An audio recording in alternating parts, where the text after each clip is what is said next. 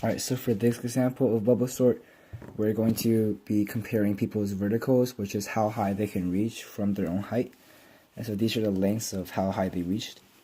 So there are two loops, one outer loop and one inner loop. The outer loop will increment, and every time it increments, it reduces the size of the list that we will be iterating through in the inner loop. So starting at outer being 0, we iterate through the inner loop, so inner will be 0. So we will compare Marcus's value with Nithia's value. And we find that Nithia's value is less than Marcus's value, so we make a swap. And to make a swap, we set Marcus's value as a temp variable, we move Nithia's position to Marcus's position, and move Marcus's position to Nithia's position. So now we move down the list and we compare Marcus and Johnny.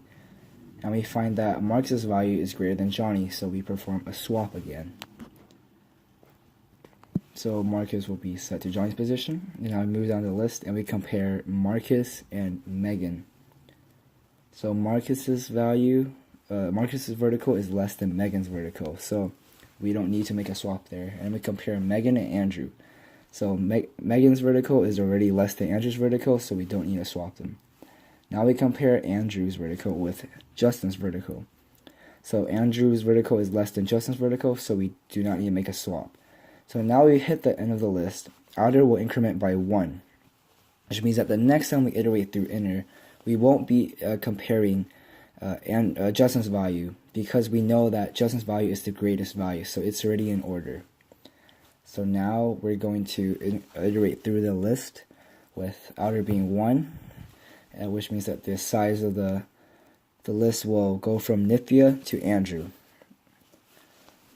So now inner will go reset back to 0, and we're going to compare Nithya's position or Nithya's value with Johnny's value, and we find that Nithya is greater than Johnny, so we swap them.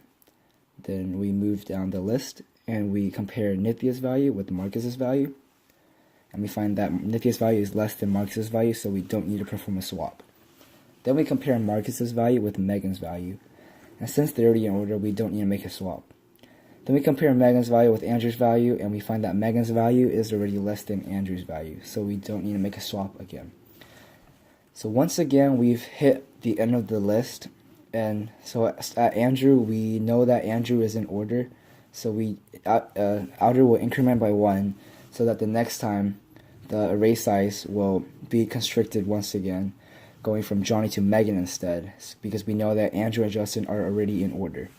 So the array, at this point, the list is already sorted, but bubble sort will continue to iterate through incrementing outer and comparing everyone's values until outer increments to its condition, which is array size -1. Then the for loop will break, and we know that we have a sorted list.